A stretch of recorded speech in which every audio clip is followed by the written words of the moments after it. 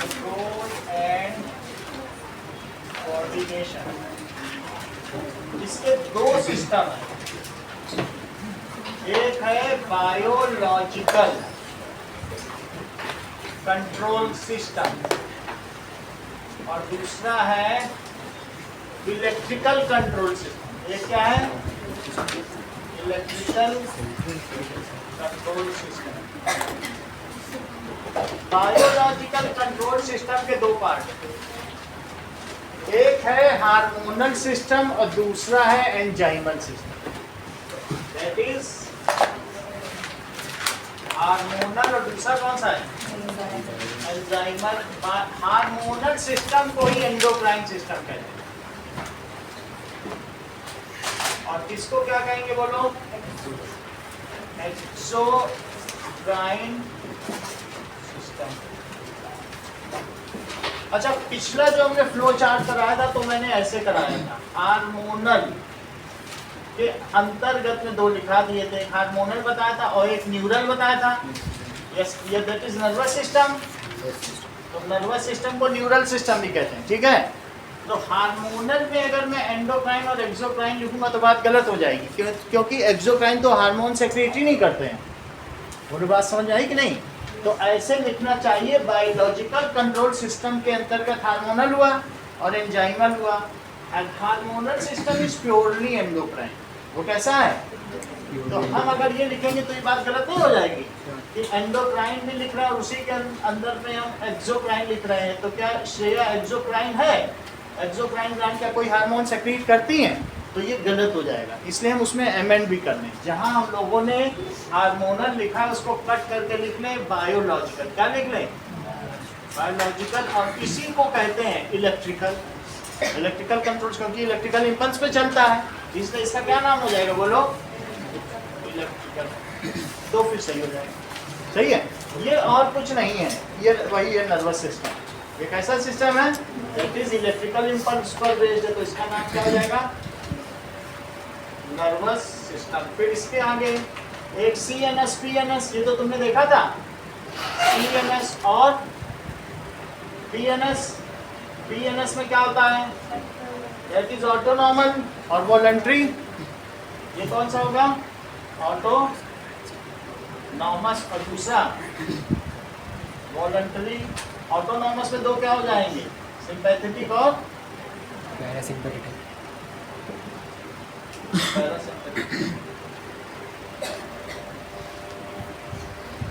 कभी flow chart आए तो ऐसा बनाना, ये ठीक है। ओके, अब इन टेक्स्ट क्वेश्चन निकालो, पेज नंबर 119 के नई बुक में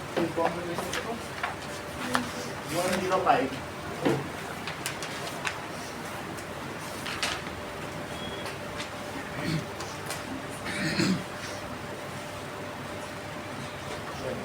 What is difference between reflex action and walking?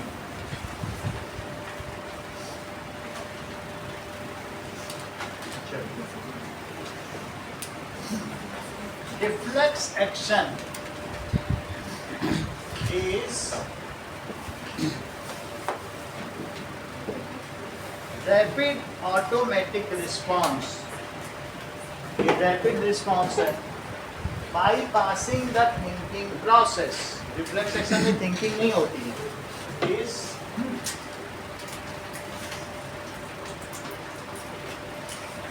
ये बॉडी अपने आप ही करती है।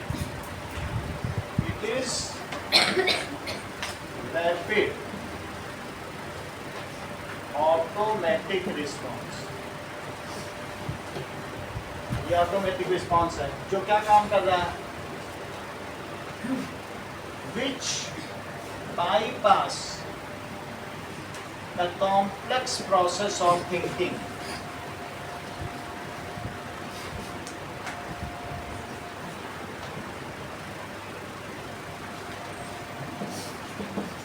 ठीक है, it is not a voluntary action. एक वॉलंटरी भी नहीं है, ये अपने आप हाथ हट जाएगा, बाद में आपको पता चलेगा कि वहाँ गर्म चीज है। ये आपकी इच्छा से नहीं होता है। लाइट डाली जाएगी, आंखों की प्यूपिल छोटी हो जाएगी। If bright light is falling on eye, then size of pupil decreases. इसमें आप क्या कर लेंगे? इफ एग्जाम्पल इसका है, if bright light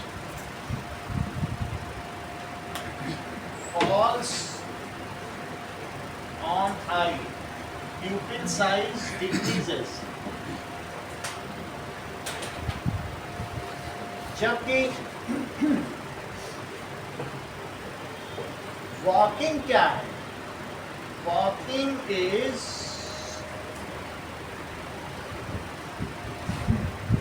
voluntary action.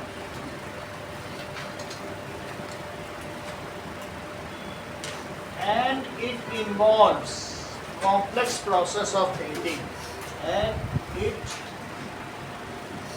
involves process of thinking.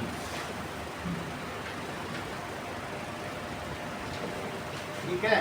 अब देखो, in case of reflex action, it is either executed by brain or spinal cord. Spine भी कर सकती है, जबकि वॉकिंग का पूरा काम ब्रेन ही देखता है. स्पाइन इसमें कुछ नहीं कर सकती. वॉकिंग का काम कहाँ है? शुरू में ये सेरिब्रम देखेगा, और जब वॉकिंग के तुम अभ्यस्त हो जाओगे तो वो सेरिबेलम को दे दिया जाएगा. सेरिबेलम में जाओ तुम, वॉकिंग वहाँ रहो. साइकिलिंग शुरू में सेरिब्रम देखेगा और बाद में सेरिबेलम को दे दिया. तो इसलिए बोलो रिफ्लेक्स एक्शन कौन देखता है? या तो स्पाइन देखेगी जो नीचे का है, कोई गर्म चीज छू ली, और आंखों वाला ब्रेन देखेगी. सो रिफ्लेक्स एक्शन इज क्या करेंगे? It is. अब देखो,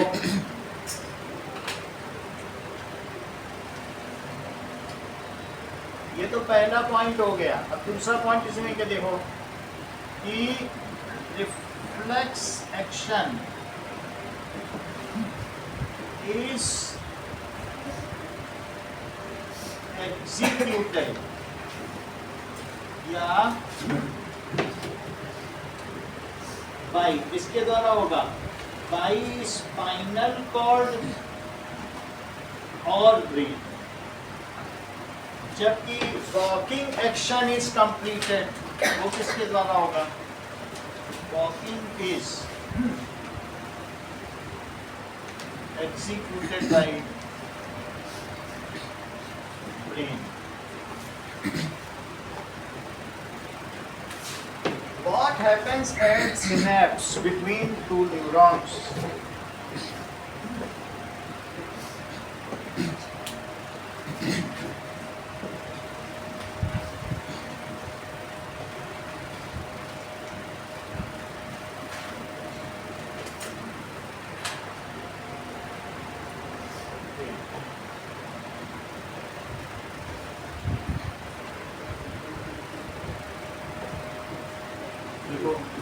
Question number 2. When electrical impulse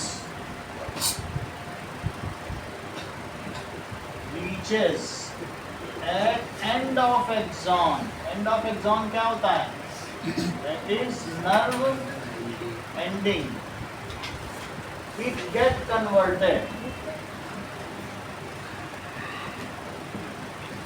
इसमें कन्वर्ट हो जाएगा. It get converted into a chemical messenger called neurotransmitter.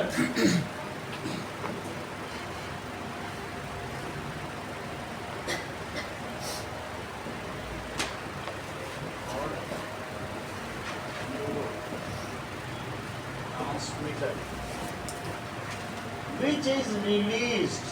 तो यहाँ पर नर्व एंडिंग में आ गए. नर्व एंडिंग में क्या होगा? एक न्यूरोट्रांसमीटर रिलीज कर दिया जाएगा, और यहाँ से जो न्यूरोट्रांसमीटर रिलीज किया जाएगा वो अगले वाले के डेंड्राइट से, डेंड्राइटिक टिप, उससे रिसीव कर दिया जाएगा. इस गैप को सिनेप्स कहेंगे. This is nerve ending. यहाँ पर भी इलेक्ट्रिकल इम्पल्स है, और यहाँ पर भी इलेक्ट्रिकल इम्पल्स है. यहाँ से इलेक्ट्रिकल इम्पल्स चलने लगेगी, लेकिन जो चीज़ यहाँ पर है ये दिस इज न्यूरोट्रांसमीटर.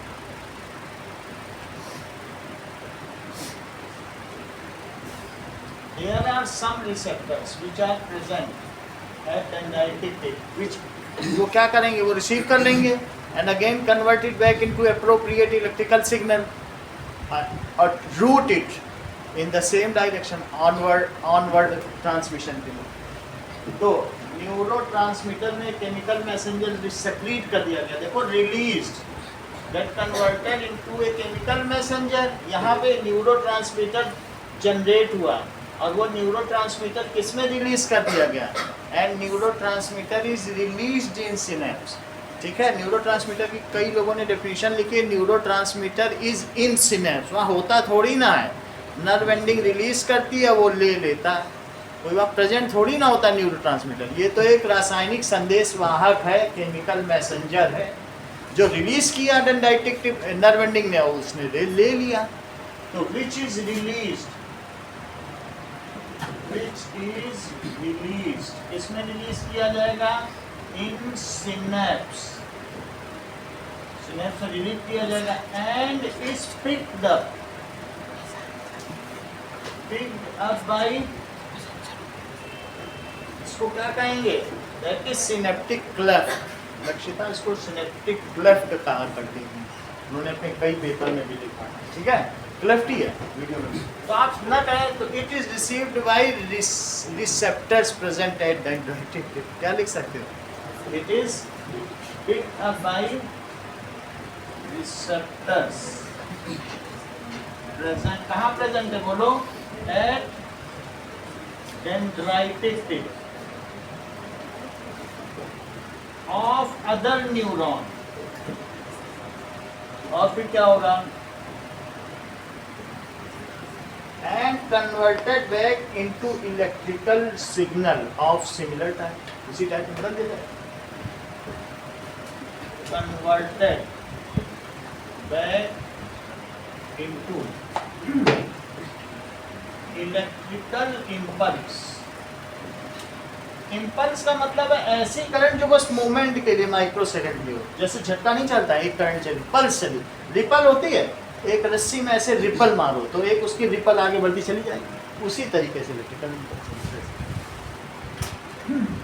और ऑनवर्ड ट्रांसमिशन।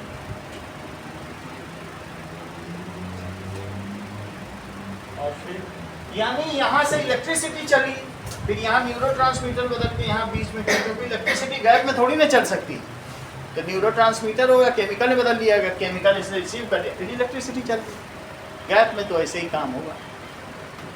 अगला देखिए, which part of brain maintains posture and equilibrium. Saroj, हमारे ब्रेन का कौन सा पार्ट पोस्चर और हमारा संतुलन बनाए रखता है, इक्विलिब्रियम बोलो। हिंड ब्रेन में कौन, सही, so cerebellum maintains the posture. इतनी बात हो गई।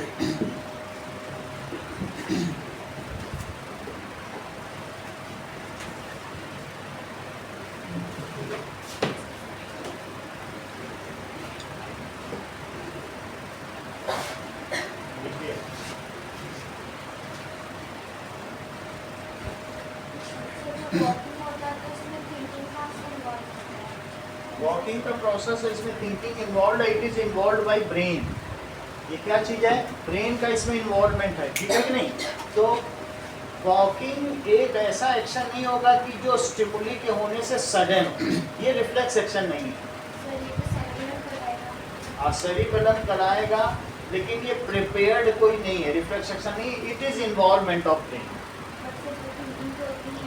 थिंकिंग होगी, अगर आप वॉकिंग कर रहे हैं, कहाँ जाना है, कैसा होगा, एक पैसिव थिंकिंग होती है। बिना सोचे भी चलेंगे तो भी एक तरीके का पैसिव प्रोसेस है, कहाँ जाना है, कैसे जाना है, ऐसे पूरी चलते चले जाएंगे। एक होता है कि एक्टिव थिंकिंग, आप छोटा बच्चा चलता है 1 साल का, तो वो सोचता भी चाहता है। जब आप नया साइकिल चलाते हो तो बहुत सोचते हो ये हाथ करना है, ये ब्रेक लगाना है, लेकिन जब वो चीज़ एक हैबिट में आ जाएगी तो भी कुछ भी करोगे तो ऐसे कहीं भी तो साइकिलिंग या वॉकिंग नहीं की जा सकती। बीच बीच में आपको सोचना पड़ेगा यहाँ जा रहे हैं, वो चीज़ ब्रेन ऑक्यूपाई नहीं करेगा। ब्रेन कहेगा दूसरे जरूरी काम है, तो जो है it is not a reflex action and it involves the process of.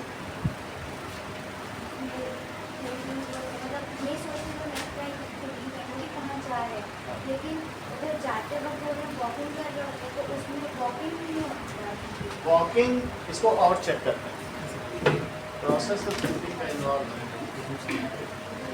और अगर आप वैसे देखें तो देख लेते हैं, देख के बता दें। Walking involves the process of thinking और bypass it. Voluntary action. Voluntary action subconscious process है। देखो वो कह रहा है कि ये सबकॉन्शियस माइंड में चलता है। तो अगर ये भी बात है, चाहे सबकॉन्शियस माइंड में भी चलेगा तो कहीं चेतना में है। कैन इन्वॉल्व और कैन बाईपास द प्रोसेस, दोनों कर सकता है। ठीक है, ये पैसिव थिंकिंग इस चीज को है। फिर से देखो, walking is a passive thinking.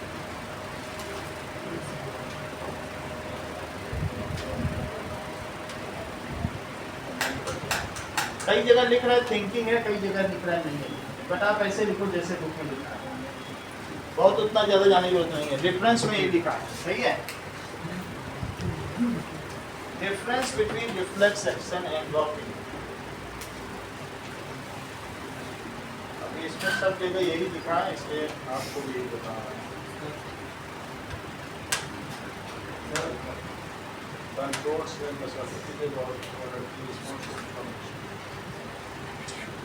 और देख लेंगे। आप बोलो, सुनिए। कौन सा रिसेप्टर होता है? रिसेप्टर कोई भी हो सकता है, वो एक तरीके का सिनेप्टिक क्लेफ्ट है। अलग अलग रिसेप्टर्स हैं, वही रिसेप्टर्स हैं। थर्मो रिसेप्टर्स भी होंगे और भी ऑलिगो रिसेप्टर्स भी हो सकते हैं। इसी तरीके से फोटो रिसेप्टर्स भी हो सकते हैं। जो जो जैसा होगा वैसा होगा। जो अप्रोप्रिएट रिस्पॉन्स है, जैसा सिग्नल आ रहा है, अगर गर्म चीज आ रही है उसको गर्म बताना, ठंडे को ठंडा बताना, गर्म को ठंडा नहीं बताना। यहीं पर वो सारे रिसेप्टर्स होंगे, ए नंबर ऑफ रिसेप्टर्स होंगे, वो हर चीज को वैसे ही बताएंगे जो चीज जैसी आ रही है। समझ में आएंगे कितनी गर्म है, उसके लिए भी अलग अलग। ओके,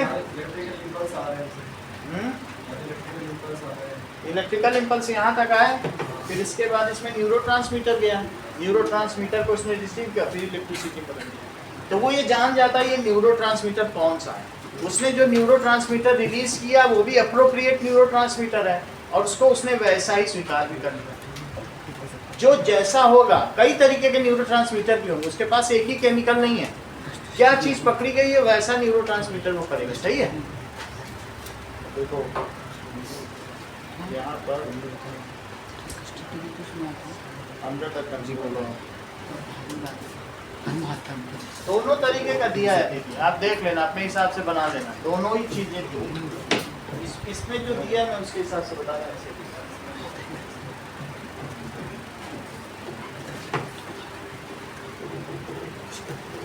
चलिए, दैट इज तीसरा क्वेश्चन। देखो, which part of brain maintains posture and equilibrium? Cerebellum, that is mind brain.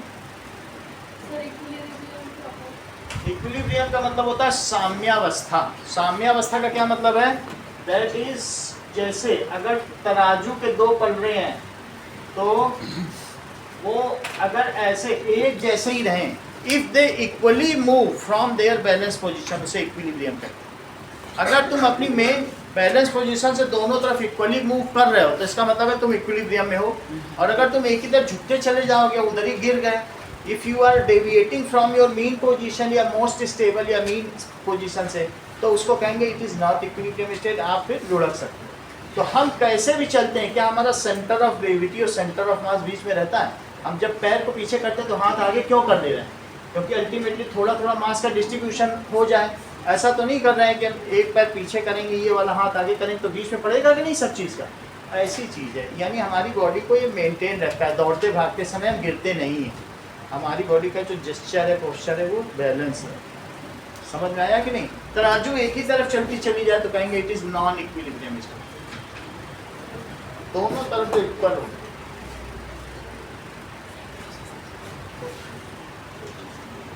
ठीक है, समझ में आ गया ना बात? अब आगे देखिए अगला क्वेश्चन कि how do we detect the smell of agarbatti? So when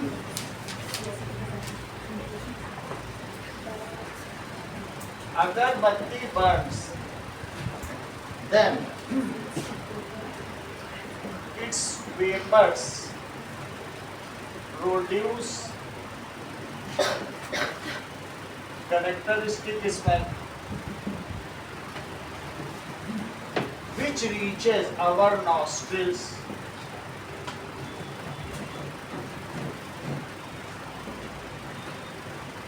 ठीक है, नॉस्ट्रिल मिलाएगा। एयर आर हमारे नॉस्ट्रिल्स का मतलब नथुने, ये जो चीज है ये है नॉस्ट्रिल्स। इसे चलिए, ये जो बाहर है इट इज नॉस्ट्रिल्स। अच्छा, अब देखो फिर क्या होगा, कहते नहीं नथुने फड़क रहे थे, हम तुम्हें देख लेंगे, इससे कम ज्यादा करना। नथुने फुला के बोल रहा था, नथुने फुला रही है। अच्छा, उसके नथुनों में नथुनी न पहना दी तो हम तो बोलते हैं जो बात ये चीजें। तो it reaches to our nostrils. फिर क्या होगा बताओ, there are present, on receptors present है, बोलो। Olfactory receptors are present. There are olfactory receptors क्या करेंगे, इसको बोलो present. So it detects stimuli, detect कर लेंगे, डिटेक्ट्स किसको करेंगे, द स्मेल। यहाँ स्मेल किसका काम कर रही है, स्टिमुली का काम कर रही है कि नहीं, and convert it into electrical impulse.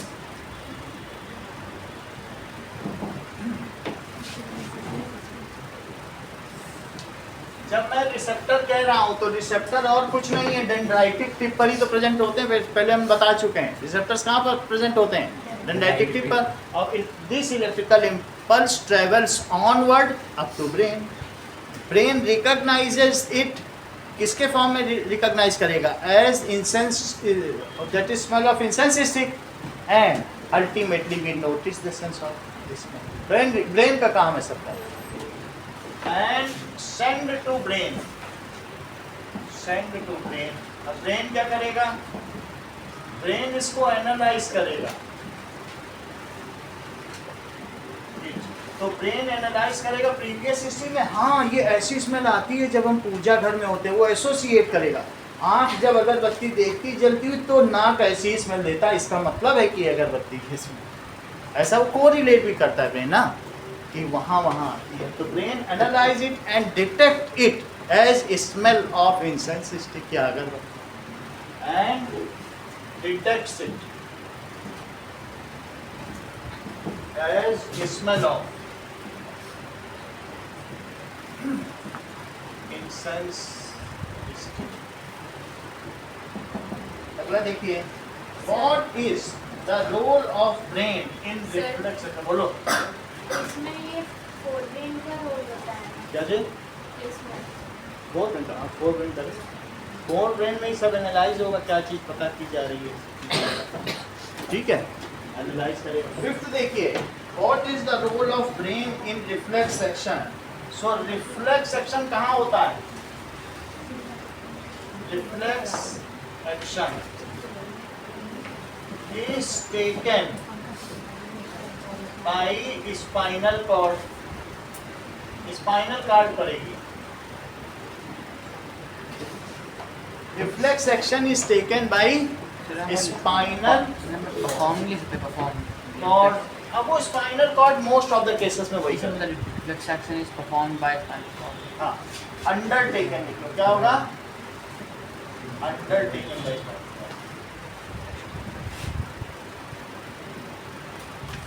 Cord, by spinal cord.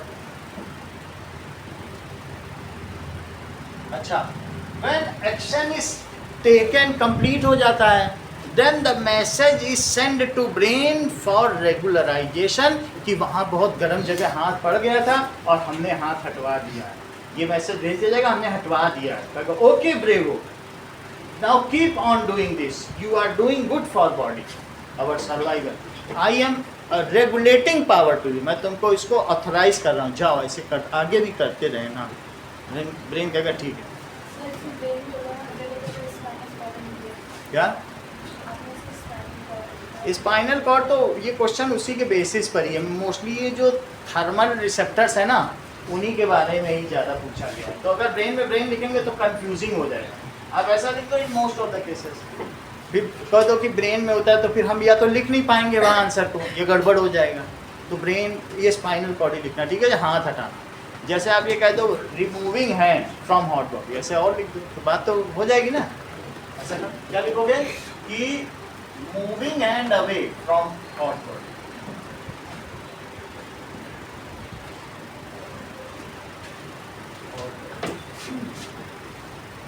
और फिर क्या होगा, रिफ्लेक्स एक्शन किसने लिया, स्पाइनल कॉर्ड ने। When action is taken then the message is sent to brain for regularization. When action is taken, then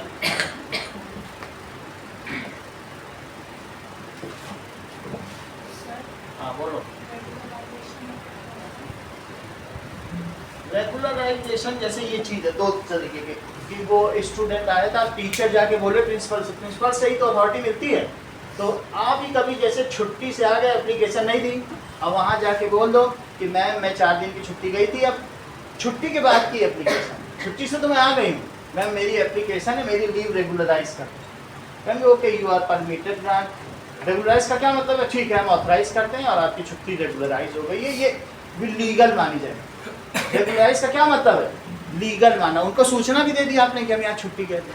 और वैसे teacher चला जाए प्रिंसिपल के पास कि वो एक बच्चा था और वो ऐसे कह रहा था, कम नंबर दिए, प्रिंसिपल साहब हमने उसको निपटा दिया, कहेंगे इट इज़ नॉट रेगुलराइज। बेटा रेगुलराइज कर भी सकता है और प्रिंसिपल कहते निपटा दिया, बहुत अच्छा किया, कोई और भी इधर उधर के लिए निपटा दो कमरे में ले जाके, तो वो रेगुलराइज करेगा। रेगुलराइज का मतलब है लीगलाइज।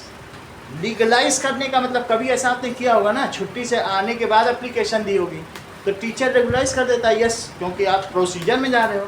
तो किसी चीज़ को ब्रेन उसको रेगुलराइज कर देता है। अब ये ब्रेन की मर्जी है, ब्रेन कहे कि नहीं हम रेगुलराइज नहीं करेंगे क्योंकि तुमने जब कप तोड़ा था तो मम्मी ने 2 थप्पड़ मारे थे, अब आगे से महंगे कप में तुम रिफ्लेक्स एक्शन मत लेना, उसको बस रख देना, हाँ सस्ते हो तो छोड़ देना। तो अब ब्रेन देखेगा कि तुमने क्या किया है, आगे से उस एक्शन को उसे रेगुलराइज करना है या नहीं। इसने भेज दिया, तुमने छोड़ दिया था, अब देखेगा कि अब सर्वाइवल किस में अच्छा है, तो इंटेलिजेंट रिस्पांस प्रस्तुत करेगा ब्रेन। ऐसा नहीं कि हर हाल में छुड़वा ही दे, महंगे कप पे मार पिटती है तो कहेगा नो यू कीप इट, ऐसा नहीं करता। सही है, तो हम आगे नहीं लिखेंगे कि वो रेगुलराइज करेगा नहीं, लेकिन ऐसा भेजा जाता है। It is a follow up action. जैसे कैसा एक्शन कहेंगे, जब चीज़ें हो जाती हैं कि अभी तुमको दवा दे दी है, डॉक्टर बोलता है कि नहीं, लेकिन फॉलो अप के लिए आते रहना, देखेंगे कि क्या कर हुआ तुम्हारी दवा पर, क्या इसे follow up action. It is follow up action. Brain का बस इतना ही रोल है। चलो आगे देखिए, नेक्स्ट इज कुछ नहीं कर सकते, इसका कोई भी वर्ड है ही नहीं। रेगुलराइजेशन का मतलब है वो लीगलाइज। लीगलाइज का मतलब है उसने वो काम, ब्रेन सबका कमांड है और ब्रेन से पूछे बिना उसने एक्शन ले लिया है। तो अगर उसने ऐसा लिया है तो उसको बताना पड़ेगा ना ब्रेन को। हर चीज़ डायरेक्टर की सूचना के आधार पर होनी चाहिए, ब्रेन को पता ही नहीं कि वहाँ सामान है। तो अब वो हाथ हटा ले रहा है, फिर थोड़ी देर में रखेगा, फिर हटाएगा।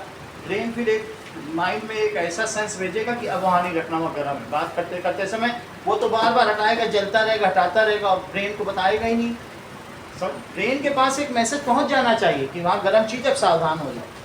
मसल्स को सावधान करेगा, लेग को सावधान करेगा, सब कॉन्शियस माइंड को सावधान करेगा। और नहीं पहुँचेगा तो वो उसको तो उसने मैसेज दे दिया, वो 10 बार रखेगा तब तक जल जाएगा।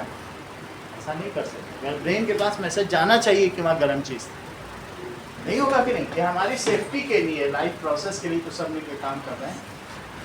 तो वो चाहे फिर ब्रेन उसे स्टोर करे, रखे, कुछ भी करे, ब्रेन की मर्जी। ये आगे नहीं जाना, ज़्यादा खतरा है। आगे का देखो, now we will come to, अभी हमने कंट्रोल एंड कोऑर्डिनेशन एनिमल में देखा है, अब हम किस में देखेंगे, प्लांट्स में। तो इसके सभी हो गए। चलो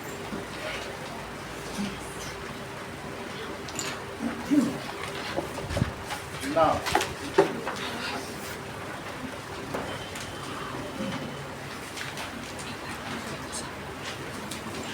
देखिए, so control and coordination in plants.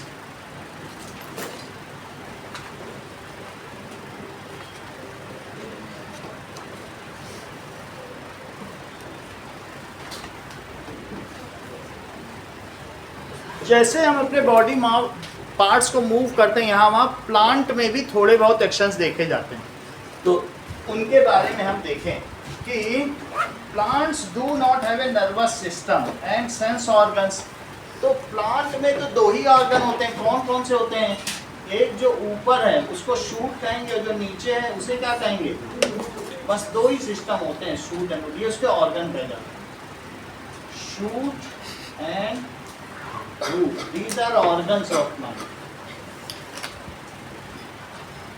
इसके अलावा plants do not have sense organs and brain भी नहीं होता है, तो इसलिए they produce limited response to stimuli. Plants produce limited response.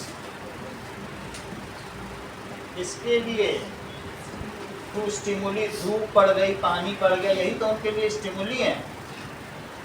यानी जैसे सनलाइट, वाटर और कुछ केमिकल्स जमीन से लेने हैं तो केमिकल्स के लिए भी होगा, ऐसी चीज़ होगी। इन सभी के लिए कुछ रिस्पॉन्स करेंगे, और कई बार ग्रेविटी के लिए भी करते हैं।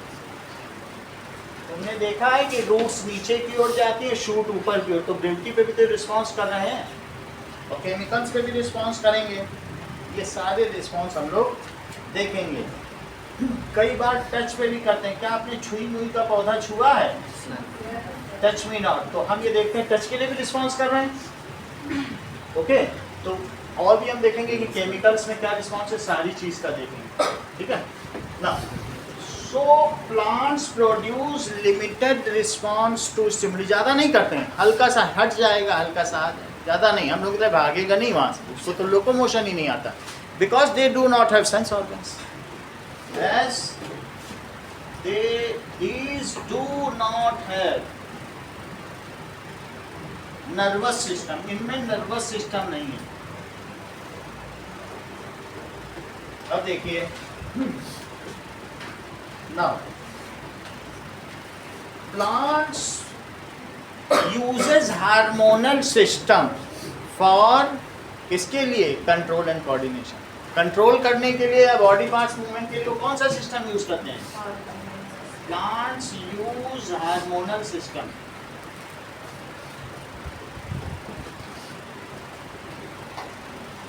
For control and coordination. चलिए अब इस चीज को देखें कि मोस्टली प्लांट का काम क्या है, ये ग्रो कर सकते हैं। जैसे मान लीजिए, ये अपना रिस्पॉन्स कैसे कर सकते हैं बताओ? ग्रो करके कर सकते हैं। सनलाइट आ रही है, उधर ही की ओर ग्रो कर जाएंगे, ऐसा भी कर सकते हैं। तो ये एक तरीके का उनका रिस्पॉन्स है।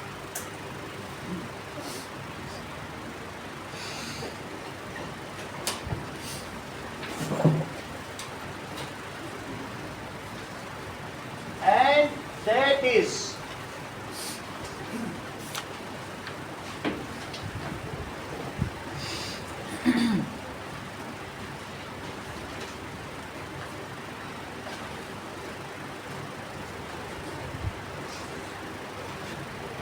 देखिए,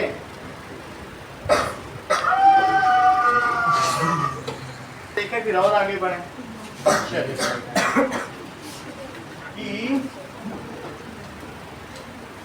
Now,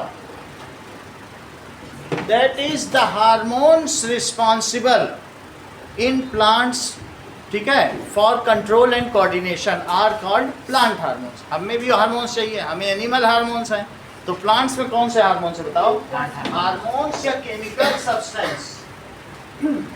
तो हार्मोन्स क्या हैं? That is hormones present in plant जो क्या करते हो, which are responsible for response to stimuli.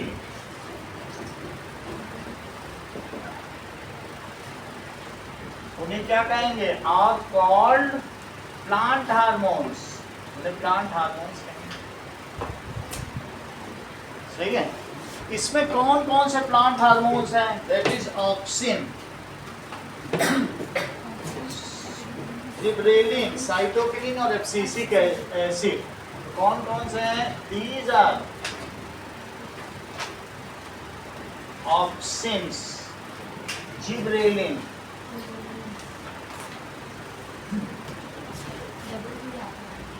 And cytokinin है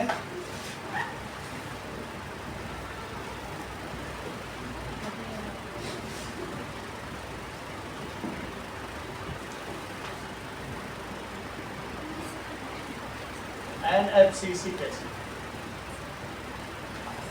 ये सब उसके प्लांट के हार्मोन के नाम है। हम लोगों में भी बहुत सारे एड्रीनलिन हार्मोन, तो कौन कौन सा है, तो कोई ग्रोथ हार्मोन है, उनमें भी कुछ होंगे जो ये काम करेंगे। अब आगे का काम देखें कि these are the different hormones present in them। अब देखो इनके काम क्या क्या है। सर वो फर्स्ट क्या नाम है इसका? ऑक्सिन, AUXIN, क्या नाम है? ऑक्सिन। सही है। ऑक्सिन का क्या काम है?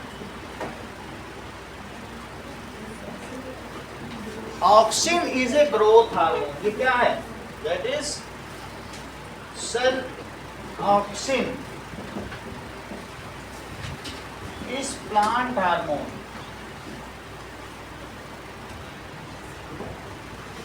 इट प्रिफर्स, ये कहाँ चला जाएगा? To remain in shade. और ये क्या करेगा? It is growth hormone. Growth hormone है। It prefers to remain in shade, shade में जाना चाहेगा। तो अब मान लीजिए कि एक ऐसा मेरे पास प्लांट है, प्लांट का मैं शूट दिखा रहा हूँ। सही है। शूट जो बिल्कुल टिप होती, जैसे इसमें भी ये सबसे ऊपर की टिप है, मैं उसकी बात कर रहा हूँ। और इस पर अगर सनलाइट पड़ी तो बोलो सनलाइट पड़ने से ऑक्सीजन इधर आना चाहेगा श्रेया कि उधर जाना चाहेगा? अच्छा, अगर इधर जाएगा, ये ऑक्सीजन है, दिस इज ऑक्सीजन। और ऑक्सीजन क्या करता है हर्षिता, बोलो? क्या ये ग्रोथ कराएगा? ग्रोथ का मतलब ये पार्ट ज़्यादा बढ़ जाएगा। तो ज़्यादा बढ़ने का मतलब ये हिस्सा ज़्यादा तो ऐसे ही बढ़ेगा कि ये ऐसा हो जाए, ये ज़्यादा हो गया, तो ये बढ़ता चला जा रहा है। और इधर वाला नहीं बढ़ रहा है, कहेगा हम तो नहीं बढ़ रहा है, तो कहेगा ठीक है नहीं बढ़ रहा, तो मुड़ जाते हैं, तो बढ़ गया कि नहीं? लेंथ देख लो। और इस तरीके से ये सन के प्रेजेंस में सन की ओर मुड़ जाएगा। सही है। तो इस अब तुम सन इधर ले जाओ तो फिर वो उधर वाला बढ़ जाएगा। पहले इधर से बढ़ रहा है क्योंकि इधर आ गया ना ऑक्सीजन, फिर तुम बोला नहीं अब तो सन इधर ले आया, तो ऐसे बढ़ जाएगा। तो इस चीज़ को कहते हैं कि sunflower plants, field of sunflower plants. ये देखो जितने भी सनफ्लावर्स हैं वो सारे एक ही तरफ हैं। सारे का मुंह देखो, अगर सन जहाँ जहाँ जाएगा वहीं वहीं ये चलता चला जाएगा पूरे दिन में, सारे एक ही तरफ होते हैं। तो इससे क्या पता चलता है कि जो सनफ्लावर प्लांट होते हैं दे मूव एज पर सन। ये देखो, क्या एक उधर है तो ये बिल्कुल ऑक्सीजन की वजह से है। अब ये ऊपर जाएगा तो देखो टाइम लैप्स दिखा रहा है, जहाँ जहाँ जाएगा वहीं मुड़ता चला जाएगा।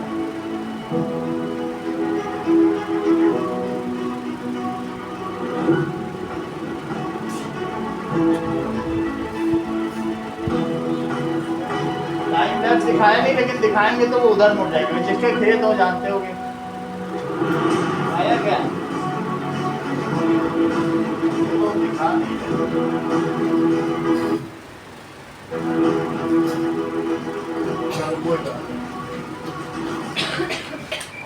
Time lapse movement of sunflower plant.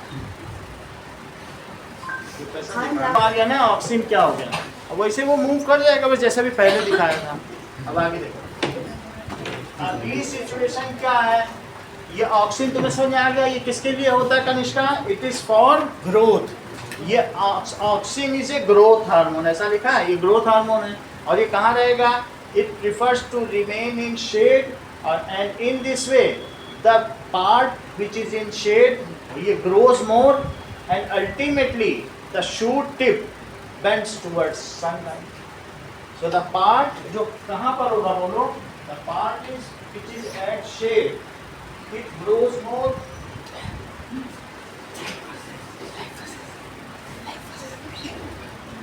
now अब देखो prefers to remain in shade the part of shoot ये तुम्हारे बुक में डायग्राम होगा which is in shade grows more अगर वो ज्यादा बढ़ेगा सो शूट किधर बेंड हो जाएगी बोलो, बेंड्स टुवर्ड्स सनलाइट। अब जरा देखो जिब्रेलिन क्या करता होगा, ऑक्सीजन के बारे में हम लोगों ने देख लिया कि ऑक्सीजन क्या करता होगा। ऑक्सीजन क्या और भी कुछ करता है,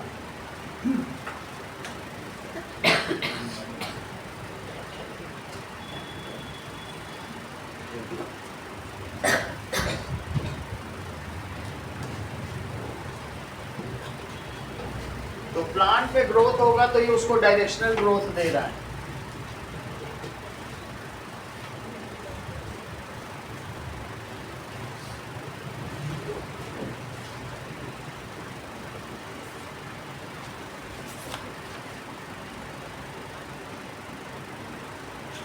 आगे देखो, now where the oxygen goes in case of roots,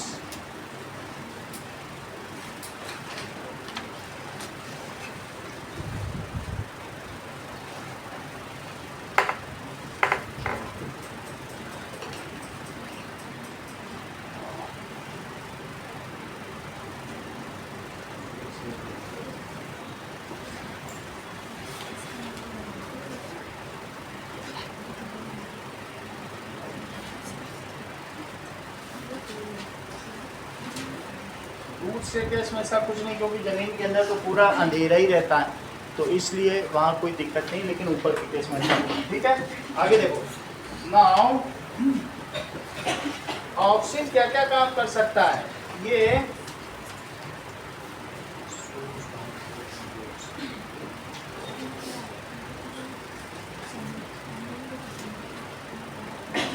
it is responsible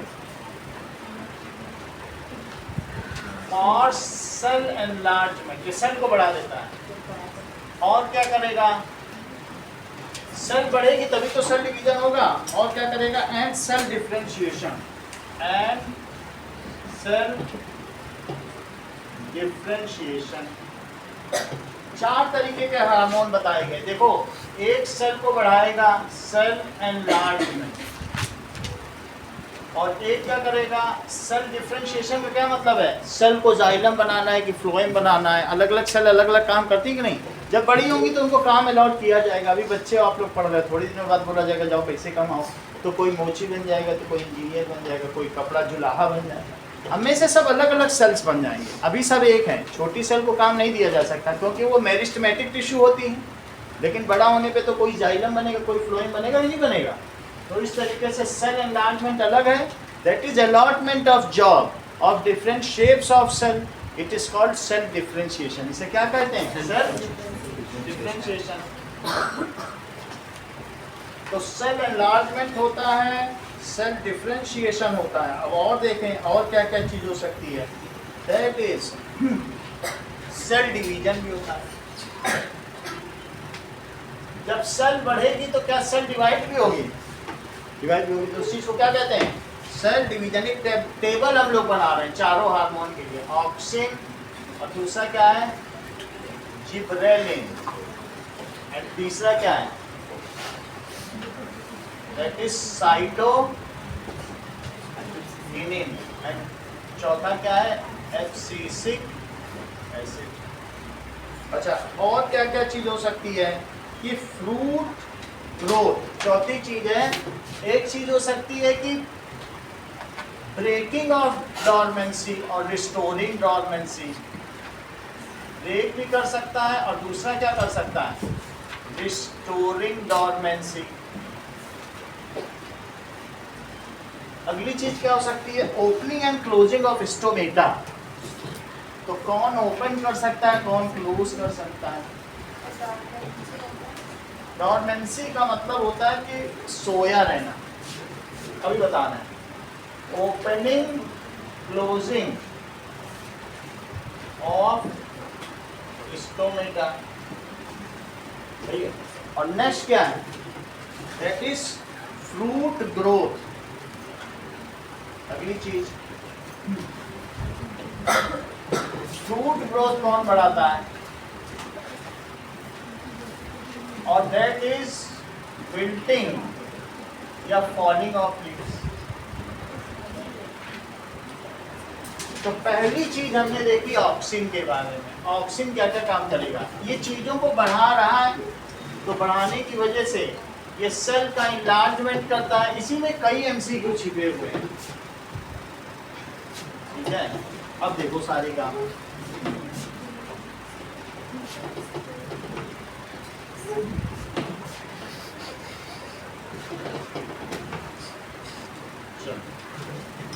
ना ऑक्सिन सेल एनलार्जमेंट करेगा, और क्या करेगा, सेल डिफरेंशिएशन करेगा, और तीसरा क्या करेगा बताओ, फ्रूट ग्रोथ। फ्रूट ग्रोथ भी करेगा, बाकी किसी भी काम में ये इन्वॉल्व नहीं।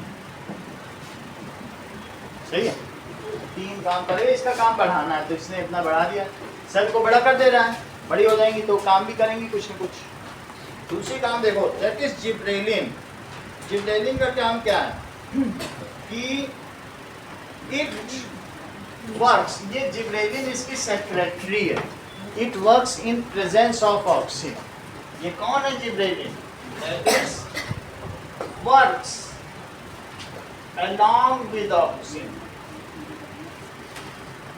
ये ऑक्सिन का हेल्पर है, ऑक्सिन होगा तो उसके साथ साथ उसका सहयोग करती है। तो क्या क्या काम करेगी बोलो, तो इसलिए इसके काम भी कुछ कुछ वैसे ही होंगे।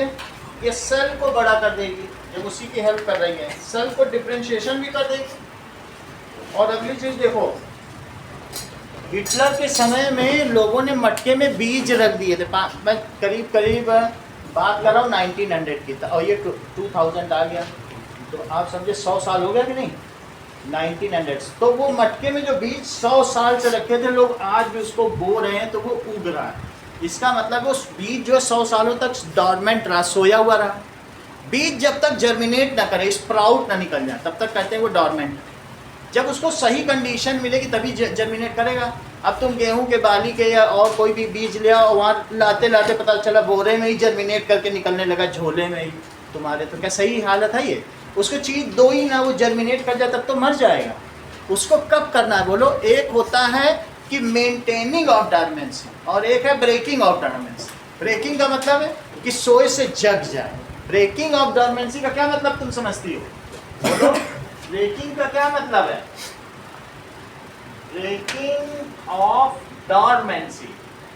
डॉर्मेंसी क्या होता है कि बीज की सुप्तावस्था, स्लीपनेस ऑफ सीड। उसको क्या कहेंगे कि when seed is slept, dormant है। डॉर्मेंट का क्या मतलब है, अभी सोई हुई तुम्हारे अंदर चेतना है, कोई तुम्हें जगा दे कि आयुषी तुम ये कर सकती हो, वो कर सकती हो, तो अरे मैंने डॉर्मेंसी तोड़ दी मेरी, अब तो मैं तोप बन के दिखाऊंगी। तो डॉर्मेंसी का मतलब क्या होता है, सुप्तावस्था।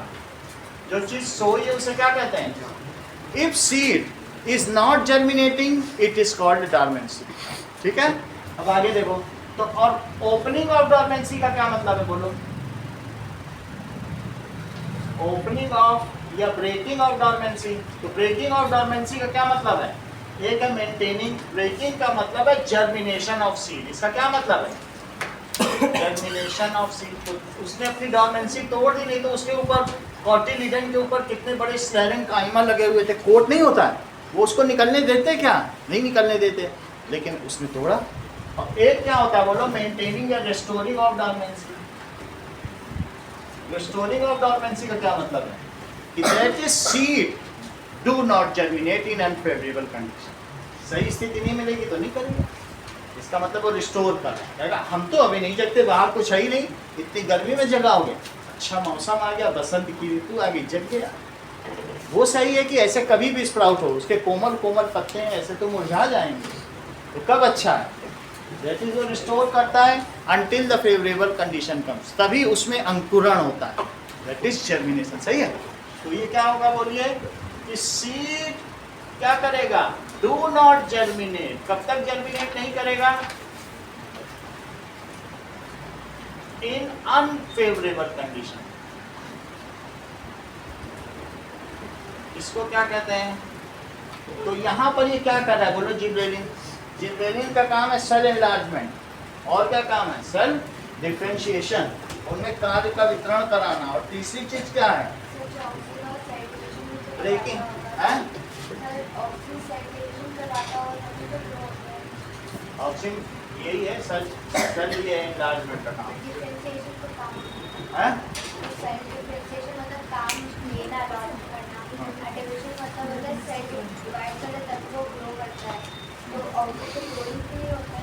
तो ग्रो कराएगा। अब इससे नाम पढ़ो, साइटोकिनिन। साइटोकिनेसिस जानती हो, कैरियोकिनेसिस तुमको पढ़ाया है 9th में। किनेसिस का क्या मतलब होता है, टूटना। तो यहाँ से नाम पड़ गया, इसका नाम उसी से रखा गया, जो सेल को डिवाइड कर दे, उसका नाम ही ये रखा गया है साइटोकिनिन। सेल बढ़ना अलग चीज़ है, बढ़ने के बाद जब उस अपने साइज से ज़्यादा बढ़ जाएगा तो उसके बाद उसको तोड़ना पड़ेगा। ये ऑर्डर मत देखो कि मैंने पहले बार में लिखा है, ये तो टेबुलेट करने के लिए कि एक आंखों में आई कैचिंग हो जाए इसलिए लिखा है, वरना इसके बाद यही प्रोसेस होगा, फिर वो प्रोसेस। सही है। मेरा कहने का मतलब है कि अब सेल को तोड़ेगा कौन। किनेसिस का क्या मतलब होता है, टूटना। और साइटॉन का क्या मतलब होता है, सेल। कैरियन का क्या मतलब होता है, न्यूक्लियस। तो कैरियन किनेसिस यानी कैरियोकिनेसिस नाभिक का टूटना, न्यूक्लियस का टूटना। और साइटोकिनेसिस सेल को टूटना। देखा है कि नहीं, सेल डिवीजन। तो बोलो साइटोकिनेसिस कौन कराएगा, दैट इज साइटॉन। साइटॉन किसको कहते हैं, सेल को। और किनेसिस का क्या मतलब होता है, टूटना, डिवीजन। तो साइटोकिनेसिस के नाम से कौन सा हार्मोन है, प्लांट हार्मोन बताइए, और वो क्या क्या करेगा, चेक करिए। सो दैट इज, इसका काम है सेल डिवीजन कराना। इसका काम है सिर्फ सेल डिवीजन कराना। उसमें कुछ चीजें होंगी इस हार्मोन में जो सेल को तोड़ देता होगा बड़े साइज होने के बाद। और क्या करता होगा, इसके अलावा ये आल्सो ब्रेकिंग, ये भी क्या काम करेगा बोलो, ब्रेकिंग ऑफ डॉर्मेंसी। ये दोनों यही काम है। बहुत सारे सेल चाहिए, जब अंकुरण होता है, जर्मिनेशन होता है, तो क्या एक से एक ही सेल रहता है, बहुत सारी चीजें निकलती कि नहीं, तो वहाँ तो बहुत सेल भी चाहिए। तो ये एक्टिवली पार्टिसिपेट करेगा डॉर्मेंसी तोड़ने में। तो मान लीजिए ये चीज़ है, और ये इसी में से यहाँ से एक शूट निकल के आ गई ऊपर की ओर, और एक नीचे रेडिकल निकल के आ गया। यही तो जर्मिनेशन है, होता है कि नहीं। सीड तुमने डाला, इसके ऊपर प्लम्यूले निकल गया, नीचे रेडिकल। सही है। सीड में से एक रूट निकलती है, ऊपर रेडिकल और नीचे प्लम्यूले, यही जर्मिनेशन। तो कहने का मतलब है साइटोकिनिन क्या क्या काम कर रहा है, सेल डिवीजन करा रहा है। और दूसरा काम क्या कर रहा है बोलो, ब्रेकिंग ऑफ डॉर्मेंसी कर रहा है। साइटोकिनिन और एक काम कर रहा है, इट ओपनिंग स्टोमेटा, ओपन कर देता है स्टोमेटा, ये कर देता है। और इसके अलावा फ्रूट ग्रोथ को भी प्रमोट करता है। ये 4 काम से। अगला देखिए कि एब्सिसिक एसिड, जहाँ ये तीनों अच्छा काम करते हैं, एब्सिसिक एसिड बुरा काम करने के लिए। तो एब्सिसिक एसिड के नाम में भी एसिड आ रहा है, तो ये कुछ काम करता है। ये इनहिबिटर है, ये क्या बोलिए, ग्रोथ का रोकने वाला है, इनहिबिटर। सही है। ऐसा ना हो कि तुमने आम का पेड़ लगाया और आम कद्दू के बराबर बन जाए, तो वो रोकेगा, कद्दू नहीं बनने देगा, आम को कहेगा रुक जाओ। बस इनहिबिट करना, किसी चीज़ को क्या करना, जहाँ ये ब्रेक कर रहे हैं कि डॉर्मेंसी तोड़ो, ये कहेगा सोए रहो, कोई ऐसा भी तो होना चाहिए जो रोक के रखे चीज़ों को। अभी कंडीशन फेवरेबल नहीं है, सोए रहो। तो ये मेंटेन करता है डोरमेंसी को। क्या करता है? रात हो गई, कहीं स्टोमेटा से बंद हो जाओ, ये ओपन कर रहा है, तो ये क्या करेगा? कहेगा अब रात हो गई, अब कहाँ वेपराइज करते जाओगे, फोटोसिंथेसिस नहीं हो रही है, वाटर वेस्ट करना है क्या अपना? तो ये क्या करेगा बोलो? स्टोमेटा को बंद कर देगा कि नहीं अभी ट्रांसपीरेशन मत करो, वेस्ट हो जाएगा पानी।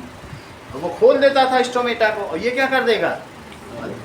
तो that is closing of stomata, और ये रिस्टोरिंग डोरमेंसी। और क्या करेगा बोलो? Wilting of leaves. विल्टिंग का क्या मतलब है? पत्तियां झड़ जाएंगी। एजिंग ऑफ लीव्स, लीव की एजिंग कराएगा। और जो साइटोकिनिन है वो लीव को क्या करके रखेगा? यंग बना के रखेगा, डिले एजिंग ऑफ लीव। समझ में आ गई बात? ज़्यादा क्रॉस बनाने की जरूरत नहीं है, ऐसे ही बस अपने अपने जो है आप कर लीजिए कौन क्या कर रहा है, बहुत सारे क्रॉस की जरूरत नहीं। सही। तो ऑक्सिन क्या कर रहा है बताओ? ये है, और ये क्या कर रहा है? जिब्रेलिन। और क्या कर रहा है? ये चार ब्लॉक हो गए आपके, कलर से भी पहचान सकते हैं। ये क्या कर रहा है बोलो? That is cytokinin, cell division कर रहा है, और ये फ्रूट ग्रोथ कर रहा है। फ्रूट ग्रोथ कौन कौन कर रहे हैं? और इसका काम ये, इससे थोड़ा सा आपको पता चलेगा। इतने में बहुत सारे एमसीक्यू समझ में आ गया। सिर्फ तुमको ये बताना है ऑक्सीजन टीम क्या काम कर रहा है। और फ्रूट ग्रोथ, चलो जिब्रेलिन का बताओ, देखिए कि कितना याद होता है, कितना प्रैक्टिस कराएंगे।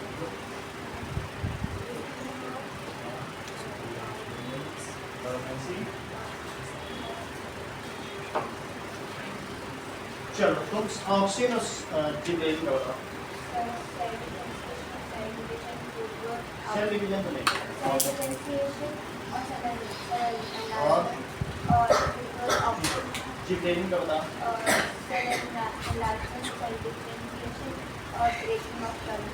जिब्रेलिन और साइटोकिनिन बताओ।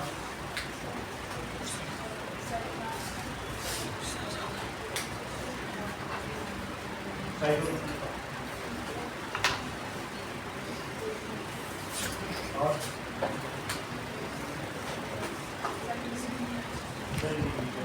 और डोरमेंसी के बारे में इसका कोई बोल ब्रेकिंग होता है। ऐसा करो साइटोकिनिन और एफसीसी एसिड के बारे में बताओ।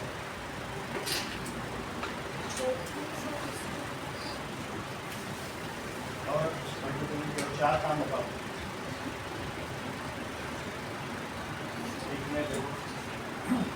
साइटोकिनिन और एब्सिसिक एसिड के बारे में सचिन बताओ।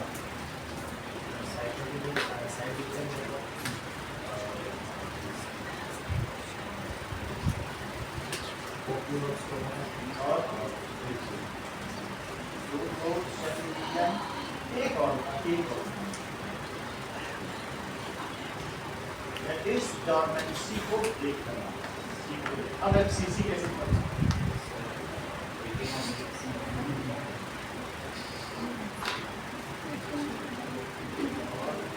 स्टोमेटा को बंद कर देगा, रात होती है बंद हो जाएगा। इसका काम है उल्टा। और क्या करेगा?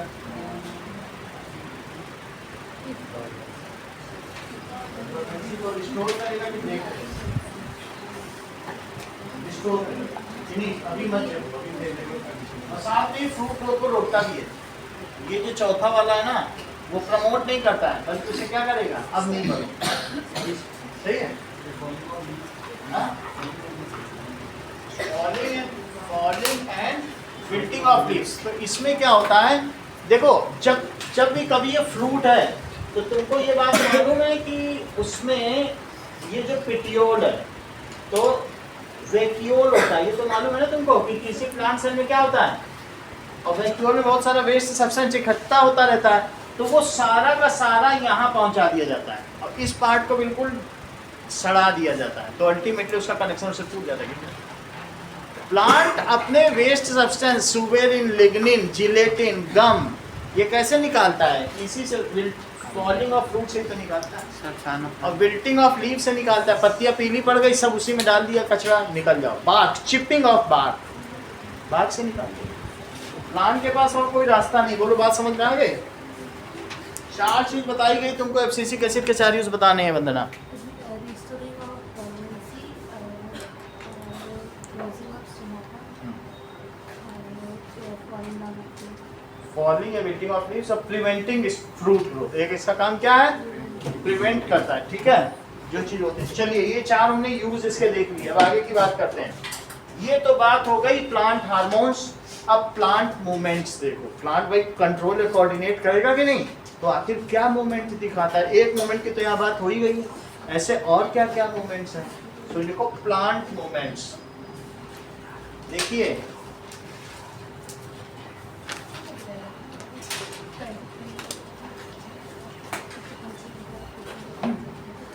प्लांट कैन नॉट लोकोमोट, सो इसलिए प्लांट क्या करता है? चल फिर नहीं सकता। Can not locomote, so plant shows it's movement by unequal growth. वो क्या काम करेगा? अपने एक तरफ ज्यादा बढ़ जाएगा, एक तरफ कम बढ़ेगा, और तो बेचारा क्या कर सकता है? So it shows response to stimuli. कैसे करेगा? Bye unequal growth. बाय, अभी आपको दिखाया था ना कि वो ऐसे चला गया था सूरज में। Bye unequal,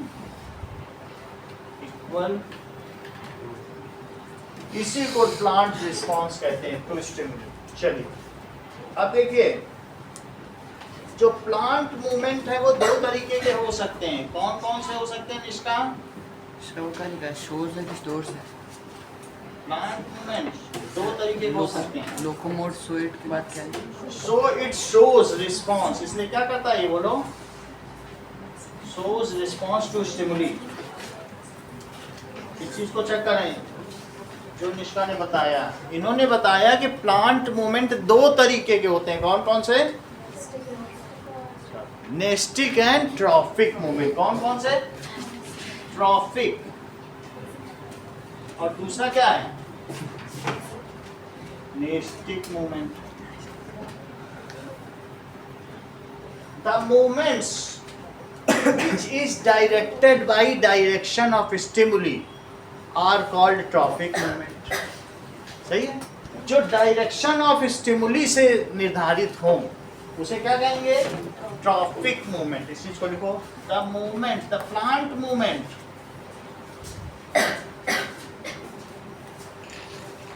which are determined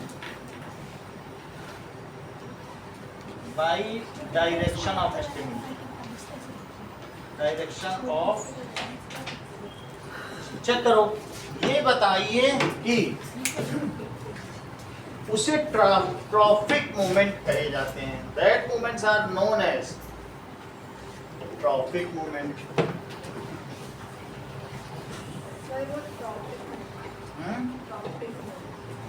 उसे ट्रॉफिक कर लेते हैं। ट्रॉफिक है क्या? ट्रॉफिक करो।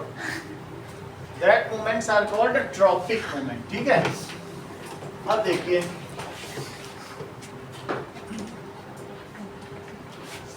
Are called trophic movement.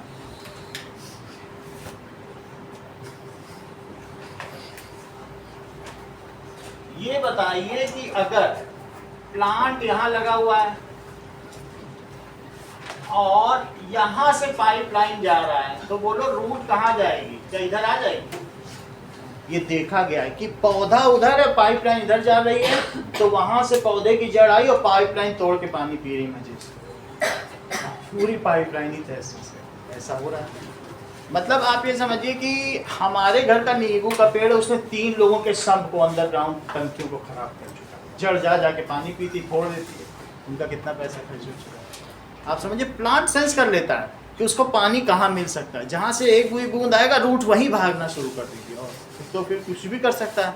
तो इस चीज़ को क्या कहना है? मैं क्या कह रहा हूँ बोलो, the movement plant movement which is directed by stimuli.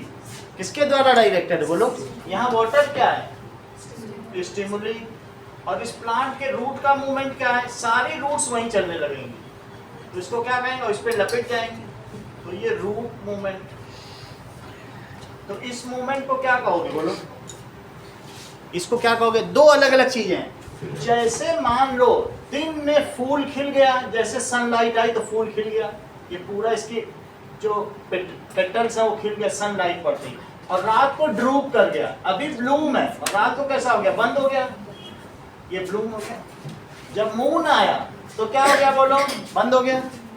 सही है। तो क्या ये मूवमेंट कैसा है? हिलना और बंद होना। इसका इसके डायरेक्शन से कोई मतलब नहीं। तुमने कभी टच मी नॉट को इधर से छुआ, उधर से छुआ, बंद ही होगा। उसको तुम कहीं से छू लो, वो बंद ही होगा बस। क्या उसके बंद होने का डायरेक्शन तुम्हारे छूने के डायरेक्शन से डिटरमाइंड है? नहीं है। आगे से छुओ, पीछे से छुओ, कहीं से भी छू के देखो, सही है। लेकिन यहाँ पे डिटरमाइंड है। ये पानी की पाइप यहाँ जा रही होती तो रूट उधर चली जाती। फूल को ब्लूम होना इस बात से लेना ही देना नहीं कि सन कहाँ है। लिली का पौधा है, ब्लूम होगा, तो क्या वो जाना अलग बात है, लेकिन उसका ब्लूमिंग और ड्रूपिंग वो भी तो एक मूवमेंट है। वो भी रात हुई ड्रूप हो गया, दिन हुआ ब्लूम हो गया। तो ये नेस्टिक मूवमेंट है, क्योंकि वो डायरेक्शन लेस है, उसको किसी से लेना देना नहीं कि चांद की क्या दिशा और क्या दिशा। सही है। और ये मूवमेंट कैसा है? तो इसमें क्या लिखोगे बताओ? That is the movement of plant which is not determined. जैसे टच मी नॉट, छुई मुई के पौधों को आपने छुआ, तो उसमें क्या होगा कि it is not determined by direction of stimuli. ये पूछा भी नहीं जाएगा तुम हमने तो इधर से छुआ बंद हो गया और तुमने उधर से छुआ तब भी वैसे ही बंद हुआ, तो क्या उसका मूवमेंट डिटरमाइंड है? तो इस चीज को देखो, ट्रॉपिक मूवमेंट। और दूसरा कौन सा है? That is direction of plant movement. अभी और बताएंगे Pradeep Sharma. Direction of plant movement which is not determined, which is not determined by stimuli, direction of stimuli। Check करो, डायरेक्शन ऑफ, मान लीजिए ये एक छुई मुई का पौधा है, टच मी नॉट का, ठीक है, और इसमें पत्तियां हैं ऐसे। अब इसमें अगर हम इसको कहीं कहीं से भी छुएं तो क्या होगा? ये हर हाल में क्या होगा? फोल्ड ही होगा बस। इसके पास और कोई रास्ता है क्या? एक इसमें कुछ इलेक्ट्रिकल इंपल्स जनरेट हो जाएंगी, और उसकी वजह से क्या होगा? मान लीजिए आप इधर से ही छू रहे हो, तो आपके इधर छूने से क्या होगा? इधर से छू लो, ठीक है। तो अगर आपने ऐसे छू लिया तो क्या होगा बताइए? Ultimately it get fold. और कैसी फोल्ड होंगी बताइए? यहाँ से छुओ, यहाँ से छुओ, अल्टीमेटली कुछ भी होना है क्या? नहीं होगा। तो इट इज अल्टीमेटली फोल्डेड। चलो, तो छू लेने से ये सारा किधर हो जाएगा? बस ये इधर इधर फोल्ड हो गया। समझ में आ गया? अभी वीडियो में भी देख लेंगे। तो आप इधर से छुओगे तब भी ऐसे ही फोल्ड होगा, इधर से छुओगे तब भी ऐसे फोल्ड होगा। तो क्या direction of plant movement is it determined by the direction of stimuli? नहीं, वहाँ है। तो वो कैसा हुआ? वो ट्रॉपिक मूवमेंट हुआ। और ये कैसा हुआ? नेस्टिक मूवमेंट हुआ। ट्रॉपिज्म 5 तरीके का होगा: phototropism, hydrotropism, geotropism, chemotropism, thigmotropism. 5 तरीके। सही है। और जबकि नेस्टी भी कुछ तरीके की होती है। चलो इस चीज को देखें। Tropism is tropic movement is further are of 5 types. कौन कौन से मूवमेंट है? पहला है फोटोट्रॉपिज्म। फोटोट्रॉपिज्म का भी हमने वीडियो देखा था, कैसे वो लाइट की तरफ भाग रहा था। उसको क्या कहेंगे? फोटोट्रॉपिज्म। क्या आप मुझे बताएंगे अंकुर राज, ये किस तरीके का ट्रॉपिज्म है? पुअर लिसनर हो, बहुत मुश्किल होती है। हर बार कसौटी पे खड़े उतरो कि कभी भी जो अभी की चीज नहीं बताते हो, इतना केयरलेसली सुनते हो। यही इस संडे टेस्ट में हुआ, सबसे कम है पूरे क्लास में। हाँ बोलो। ये अच्छा होता है। हाइड्रोट्रॉपिज्म बोला कि ठीक है, बड़ी बात इन्होंने लिखाई है। हाइड्रोट्रॉपिज्म, वाटर की ओर मूव करना रूट्स का, उसे क्या कहेंगे? हाइड्रोट्रॉपिज्म। सही है। अब तीसरी चीज देखो, that is known as geotropism. ये देखो, पॉजिटिव एंड निगेटिव, रूट जाएगी ग्रेविटी की ओर तो रूट दिखाएगी पॉजिटिव जियोट्रॉपिज्म, और स्टेम जाएगा anti gravity, away from gravity. Stem भी नीचे ही नहीं चला जाएगा, स्टेम कहाँ जाएगा? ऊपर, तो वो निगेटिव करेगा। सही है? क्या चीज? कहीं पर भी जहां भी इसको पानी मिलेगा वहां जाएगा, ये ना। जियोट्रॉपिज्म में वाटर नहीं होता, जियो का मतलब ग्रेविटी होती है। जियो किसको कहते हैं? ग्रेविटी। तो ग्रेविटी नीचे की तरफ है, सेंटर की ओर, तो ग्रेविटी की ओर उसे जाना है। क्यों जाना है? क्योंकि रूट को ये बहुत मालूम है कि जितना डीपर जाएंगे वाटर का मॉइस्चर उतना ज़्यादा है। अल्टीमेटली उसका कुछ भी रीजन हो, लेकिन जा तो ग्रेविटी की ओर ही रहा है। तो ये देख लो, अगर आपने प्लांट की गमला पैर से लुढ़का दिया तो ये गमला लुढ़क गया, तो आप देखोगे कि ये जो प्लांट है आपका ना, ये ऊपर ऐसे पौधा जाने लगेगा। तो बोलो एंटी ग्रेविटी गया कि नहीं? और रूट ऐसे जाएगी, तो बोलो इसने कौन सा शो किया? पानी कहीं भी हो, ये गिर गया, 4 दिन से गमला पड़ा है जमीन में, पानी भी नहीं डाला, तो भी रूट्स इधर हो गई। तो ग्रेविटी की ओर कौन गया? रूट्स ने क्या शो किया? That is positive geotropism. If the moment is towards stimuli, तो उसे क्या कहेंगे? बोलो, इसे कहेंगे if moment is towards stimuli, अभी हम लिखा देंगे, तो उसे कहेंगे पॉजिटिव जियोट्रॉपिज्म। और away from stimuli, negative geotropism. देखो, नेगेटिव जियोट्रॉपिज्म, और उसे क्या लिखें? Positive geotropism. इतनी बात तो तुम्हें समझ में आ गई। एक बात और देखो,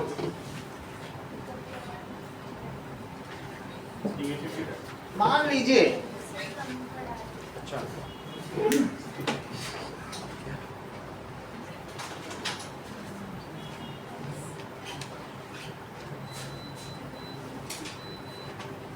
चलो,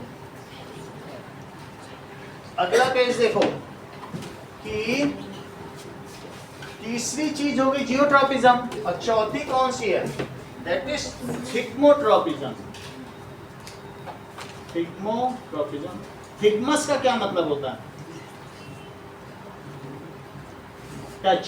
थिग्मस का क्या मतलब है? जो फोटो का मतलब तुम समझते ही हो, हाइड्रो का भी मतलब समझते हो, जियो का भी मतलब समझते हो, और थिग्मस का क्या मतलब है? थिग्मस, टच। टच के लिए अगर कुछ हो तो उसको क्या कहेंगे? थिग्मोट्रॉपिज्म। जरा इस चीज को भी देखें। कभी भी तुमने ये देखा है कि ये अमरवेल या कस्क्यूटा, ये कस्क्यूटा इसके पास टच हुई, उसमें क्या होंगे? देयर आर सम कुछ राइजर्स होंगे। जो क्लाइंबर्स होते हैं ना, उनमें क्या होंगे? पतले पतले राइजर्स होते हैं। तो वो अगर इस पर टच हो गए तो टच होने पर ऑक्सीजन उधर चला जाएगा, टच के अपोजिट। फिर से समझो इसको।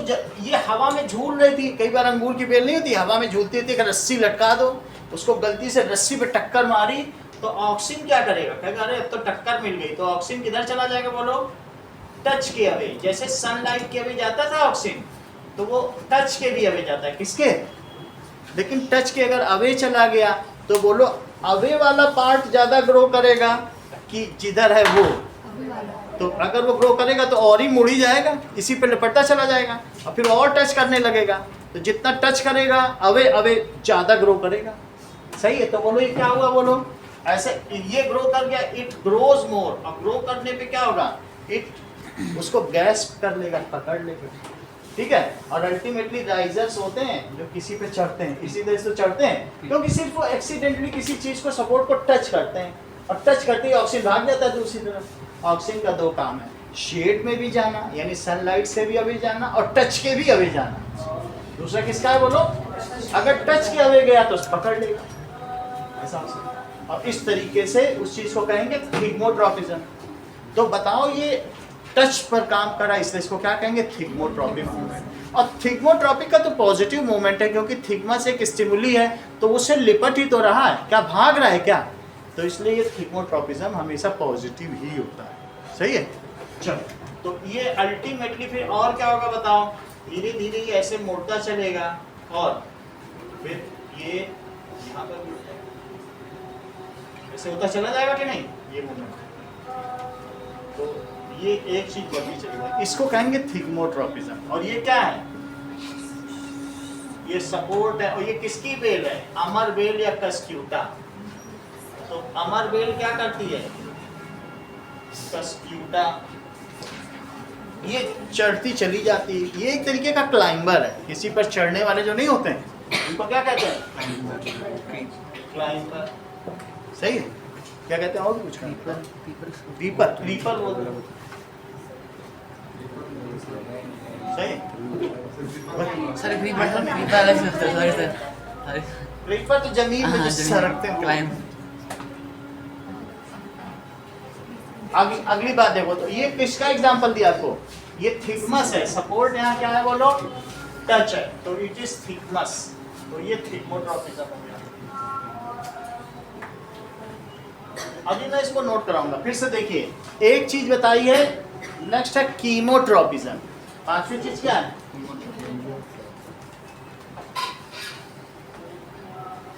केमिकल के लिए अगर तुम इसके बगल में जमीन में प्लांट है और यहाँ एसिड रख दो, एसिटिक एसिड या कुछ भी ऐसा रख दो, तो बोलो रूट उधर जाएगी कि अभी जाएगी? अभी चली जाएगी। क्यों? डेंजरस है, वो तो रूट को गला देगा। तो ऐसे में केमिकल अगर तुमने जमीन में रख दिया किसी अर्थन पॉट में, तो ये रूट अपने सर्वाइवल के लिए उधर भागेगी, इधर नहीं भागेगी। लेकिन एक और भी चीज होती है, अगर केमिकल के स्टिमुली के लिए ये रिस्पॉन्ड कर दे तो उसे क्या कहेंगे बोलो? कीमोट्रॉपिज्म। फिर से समझो इस चीज को। जैसे कि ये देखिए, प्लांट में दिस इज कार्पेल, ठीक है, और कार्पेल हो गया, और दिस इज ऊपर क्या बोलो? स्टिग्मा। इस स्टिग्मा, और स्टिग्मा के अंदर क्या है बोलो? बहुत अच्छा बता रहे हैं। ओविल। इसके अंदर ये चीज ओवम है, ठीक है? ओवम है। अच्छा, इसके चारों तरफ कौन है? That is स्टेमन। क्या है? ये मेन रिप्रोडक्टिव पार्ट है। ये क्या है? मेन रिप्रोडक्टिव पार्ट है। सही। स्टेमन में ये क्या होगा बोलो? एंथर। पर क्या है? एंथर। और ये फिलामेंट है। कोई ये फट जाता है, तो फट जाएगा तो इसमें से क्या निकलने लगेंगे? पॉलन। ये पॉलन निकले, और एक पॉलन इसके ऊपर बैठ गया। मैं थोड़ा उसे एग्जेजरेट करके बता रहा हूँ, बड़ा कर दिया। ये पॉलन ही समझो, कितना बड़ा हो गया। ये बैठता है और इस स्टिग्मा पे केमिकल सब्सटेंस है। ये क्या होगा? इसके ऊपर क्या सब्सटेंस है बताओ? कोई महकदार केमिकल सब्सटेंस है, जिसको पाने के लिए इसे नेक्टर या पास्चर भी कहते हैं। सारी मधुमक्खियां इसी से तो शहद बनाती हैं। ये जो इसके ऊपर स्टिकी सब्सटेंस है ना, ये स्टिकी है। अगर पॉलन इस पे गिर जाए तो चिपक ही जाएगा, फिर भाग नहीं सकता। इसको नेक्टर भी कहते हैं, अमृत। क्या कहते हैं? अब अगर ये इस पे गिर गया तो इसमें से पॉलन ट्यूब निकलती है। क्या निकलेगी? अब वो पॉलन ट्यूब सिर्फ 2 सेकंड लगता है निकलने में, गिरते ही उसकी महक से निकलने लग जाती है। और उसने अपना न्यूक्लियस इसके अंदर भेजा, और यहाँ किनारे किनारे से होकर इसके अंदर भेजा, और फिर यहाँ के एंड से इसमें से न्यूक्लियस अब आ जाएगा पॉलन ट्यूब, और यहाँ किससे फ्यूज हो जाएगा, जाइगोट बन जाएगा। सिर्फ ये 2 सेकंड का। तो आपने देखा उस केमिकल की वजह से इसमें मूवमेंट हुआ, और इसमें से कौन सी ट्यूब निकली बोलो? Pollen tube. तो इस चीज को हम क्या कहेंगे? That is called thigmotropism. क्या कहेंगे? ये कीमोट्रॉपिज्म, क्योंकि केमिकल की वजह से हुआ। तो अब इसका क्या नाम हो जाएगा? कीमोट्रॉपिज्म। अब इन सब चीजों के बारे में लिखें। चलो नाउ, जहां तक नेस्टिक मूवमेंट की बात है, तो नेस्टिक मूवमेंट 2 ही चीजें हैं, एक फोटोनेस्टी और थिग्मोनेस्टी। ये देख लो, फिर बाद में फ्लो चार्ट आपका बन जाएगा, डालते रहेंगे। एक है फोटोनेस्ट और दूसरा क्या है, सिग्मो।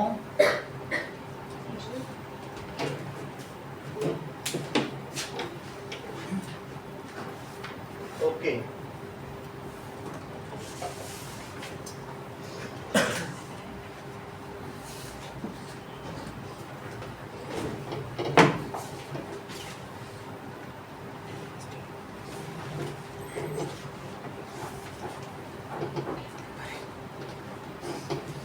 ट्रॉपिक मूवमेंट को देखो, पहले ट्रॉपिक मूवमेंट समझेंगे। ट्रॉपिक मूवमेंट्स आर 5 टाइप्स, ये 5 तरीके के होते हैं और उनमें स्टिमुलस क्या है, और that is type of tropism. It is light होगा अंकुर, तो टाइप ऑफ ट्रॉपिज्म बताओ। लाइट होगा फोटोट्रॉपिक, ग्रेविटी होगी तो बताओ।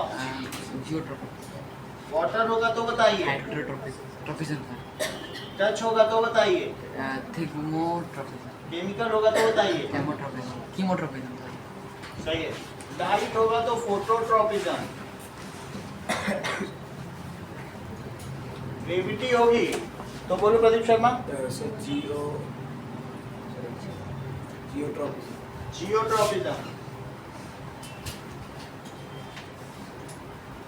वाटर होगा हाइड्रोट्रॉपिज्म। टच होगा हिग्मोट्रॉपिज्म। सिर्फ एक साथ एक ही प्लांट में 2-3 टॉपिक मूवमेंट हो सकते हाँ, हैं? सभी हो सकते हैं। सर लेकिन अगर मान लेते कोई प्लांट है तो वो टच कर ले तो टच के अपोजिट जाएगा, लेकिन अगर अपोजिट साइड में सन है तो फिर ऑक्सीजन तो अपोजिट साइड में जाता है शेड की तरफ, तो फिर जाएगा किस तरफ ऑक्सीजन? तेरे को पहले मूवमेंट सब देंगे तब पता चलेगा। सही है, सब काम वो एक साथ होगा, आपको कॉम्बिनेशन ऑफ मूवमेंट्स देखने को मिलेंगे। इवन आप देख लीजिए, छोटी छोटी सी बात है, कॉम्बिनेशन ऑफ मूवमेंट सब कुछ दिख जाएगा उसी प्लान में, कि वो ये भी देख रहा है कि सन की तरफ भी जाए और टच भी ले लेगा, वो सब कुछ उसी तरह से करेगा। वो सारा हम दिखा देंगे। जो आपको क्वेश्चन है हमारे पास, ये देखो, तुमने कैंडल जलाई, कैंडल के जलने तक ये उधर आ गई, और तो बता कितना फास्ट है, सही कि नहीं? कैंडल के जलाई, देखो शूट इधर पे मुड़ गई। जैसे आप ऐसा भी हो सकता है, ठीक है। अब पहले थोड़ा और समझे तो फिर मैं आपकी बात बताता हूँ। अभी तो हम लोग प्रोविजन की शुरुआत में हैं, ठीक है। शूट इधर में हो गई, ये देखो सिर्फ कैंडल के अंदर जलते उतने में ग्रोथ मूवमेंट हो गया, है कि नहीं?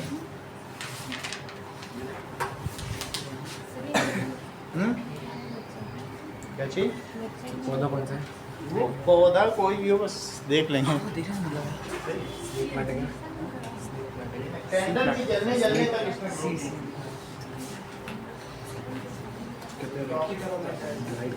ये फोटोट्रॉपिज्म दिखाई हमने। Now,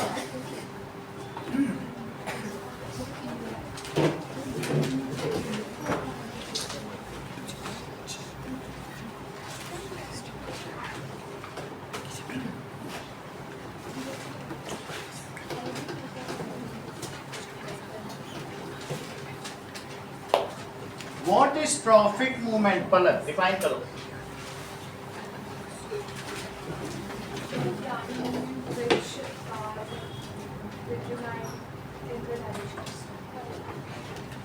ट्रॉपिक मूवमेंट देखो, tropic movements are growth movement. ये क्या है? Movements are growth movements.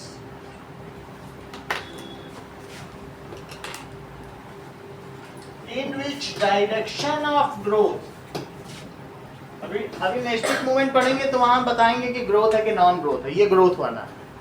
In which direction of growth कौन डिटरमाइन करेगा? Is determined by stimuli.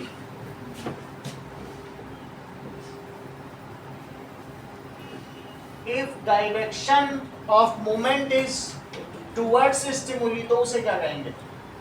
If direction of movement या growth या movement, it is towards stimuli.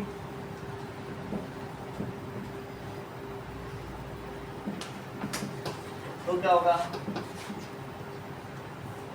मान लीजिए पौधे की वृद्धि या उसकी गति उद्दीपक की ही ओर हो, तो इस प्रकार के पौधे के गति को आप क्या कहेंगे?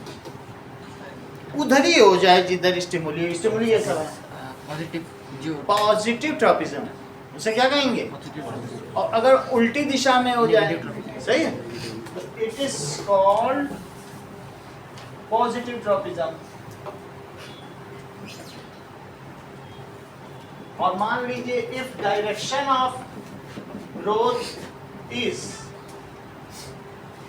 Away from stimuli, it is called negative tropism. आगे देखो,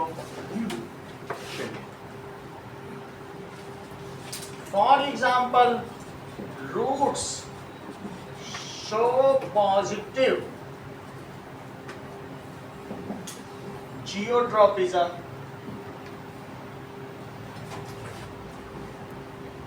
वाइट शूट्स क्या करेंगे?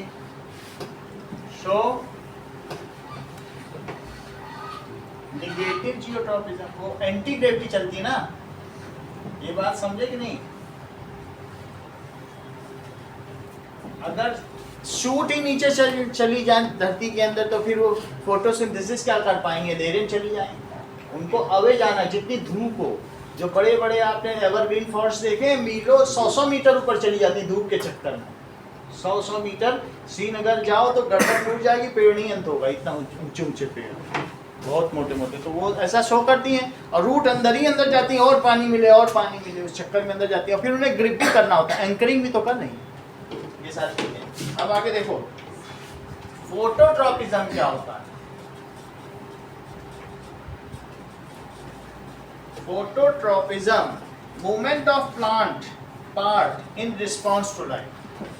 Movement of plant part in response to light.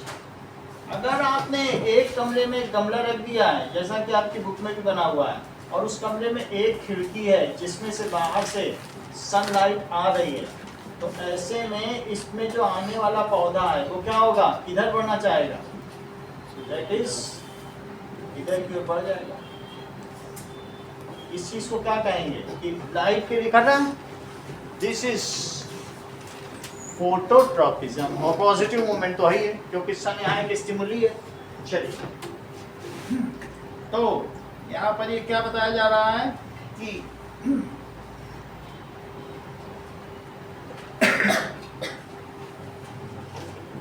देखो, शूट शोज पॉजिटिव फोटोट्रॉपिज्म, जबकि उसकी रूट किधर जाना चाहेगी? आप मुझे बताओ कि जिधर धूप पड़ रही है, पानी उधर ज्यादा होगा कि अंधेरे की तरफ पानी ज्यादा होगा? इधर का तो उड़ जाएगा पानी, अंधेरे की तरफ ही तो पानी उसे मिलेगा। तो अल्टीमेटली धूप से तो दुश्मनी होगी पौधे की। तो यहाँ पर भी यही होता है कि अगर मैं आपसे कहूँ कि रूट में बात, तो रूट में भी ऑक्सीजन अपना काम करेगा, ये समझो इस चीज को।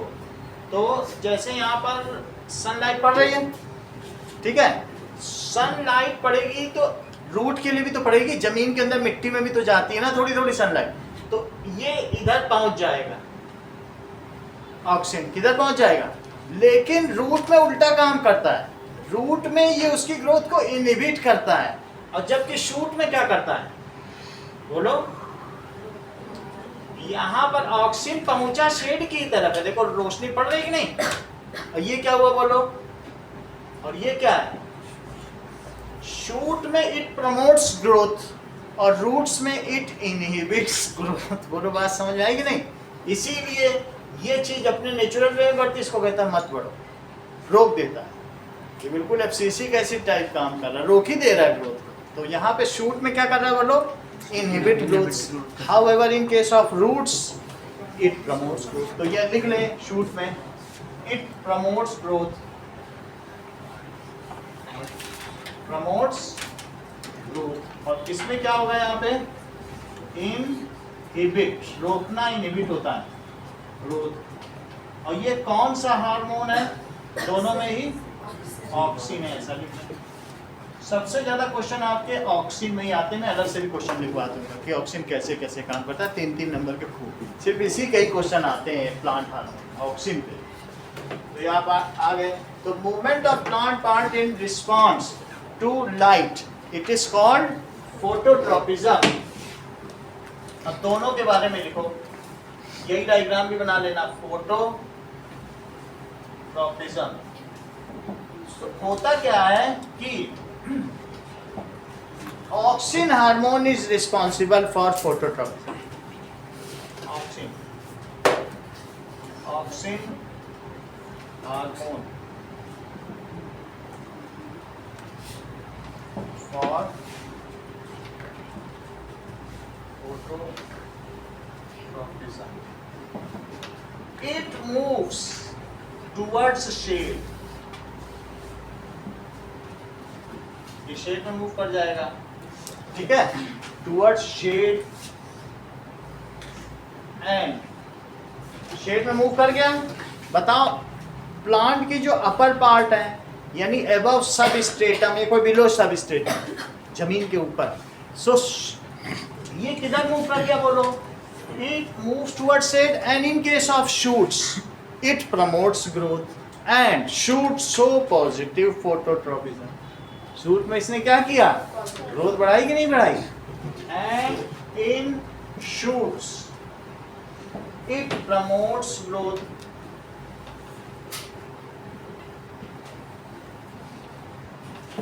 तो the part which is in shade, ये पार्ट क्या हुआ बोलो, this part grows more, ये क्या होगा, grows more। so the part which is in shade grows more than the part towards light, hence the shoot bends towards light। ये लिखना, ऐसे ही लिखना पड़ेगा, the part which is in shade grows more then the part, ऐसा oxygen की वजह से हुआ है, then the part towards light and shoot bends towards light, और shoot light की ओर बढ़ जाती है। 2 लाइन 3 लाइन और लिखा दे, फिर इसको बना लिख लो। अब इसका भी लिख लो, रूट का भी। रूट के केस में क्या होगा, अगेन वो शेड की तरफ ही चला जाएगा। तो इन रूट्स में क्या होगा, ये देखो, ये है इनहिबिट कर रहा है कि नहीं, ये नहीं बढ़ पाया, वो तो नेचुरल ग्रोथ से बढ़ा, ये नहीं बढ़ पाया। तो पार्ट्स इन शेड, अब क्या लिखोगे बोलो, पार्ट्स, वो रोक ही दे रहा है, रोकने का तो मतलब क्या होता है कि फिर बढ़ेगा ही नहीं वो। Parts in shade grows less। तो ये देखो रूट इधर चलती चली जा रही, इससे क्या पता चल रहा था, वो अब बढ़ने ही नहीं दे रहा रूट में, तभी तो इधर प्लांट उधर चलता चला रहा। ऑक्सीजन दोनों में वही है, लेकिन इधर वाले को ये रोक रहा, नहीं बढ़ोगे और वो बढ़ता है कि नहीं, वही चीज है। यही मसल्स है, इसको कोई ना करे, ये एक्सपेंड कर जाए तो मुड़ नहीं जाएगी, इसको कोई पकड़ ले यहाँ से, कहेगा नहीं तुम्हें खुलने भी नहीं देगा, रोक ले, डायलेट होगी। तो इन रूट्स प्लांट्स में ऑक्सीजन किधर चला जाएगा बोलो, ऑक्सीजन किधर, सही, वहां पर भी शेड में, वहां पर भी। In roots oxygen moves towards shade in similar manner, जैसा as usual moves towards shade. फिर क्या होगा, एज यूजुअल, ये तो वैसे ही हो रहा है। However it inhibits root growth, inhibit करेगा root growth। At the location it is present, जहाँ है वहाँ काम नहीं करने देगा। At the location it is present. और फिर क्या होगा? So the portion in shade grows less and root bends away from sun। यहाँ लिखना root bends, shoot bends towards light, ये वर्ड भी बहुत जरूरी है। हाँ सर ऊपर लिखा है part which is in shade, देखिए एक बार अभी सही कर देते हैं। बताओ इसमें ना, इसको भी ठीक करते हैं। कौन सी लाइन है बताओ? The part which is in shade grows more। देखो ये shade था, वो grow कर गया।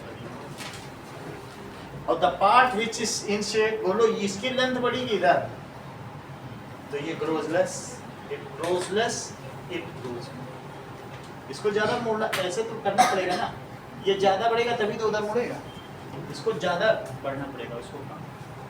सही है। बाकी थोड़ा सा ही बचा है, आधे घंटे का ही चैप्टर, कल परसों पूरा हो जाएगा। परसों आपकी मॉर्निंग में भी एक क्लास होगी 9 से 11:30। परसों क्या है? सैटरडे है ना, सबकी छुट्टी है। रक्षाबंधन कितने बजे चाहिए क्लास? फिर तो छुट्टी करोगे तो फिर तो हमारा तो कुछ भी नहीं जाएगा। हम दूसरी क्लासेस ले लेंगे और भी बच्चे। कल बता दो, जो टाइम हो बता दो, हम उसी हिसाब से ले लेंगे। कल दिखाएंगे। अपने आप रटना बड़ी मुश्किल काम है, यहाँ पढ़ा देंगे समझा देंगे तो कर लोगे, रट के तो नहीं हो पाता है। तो हार्ड है।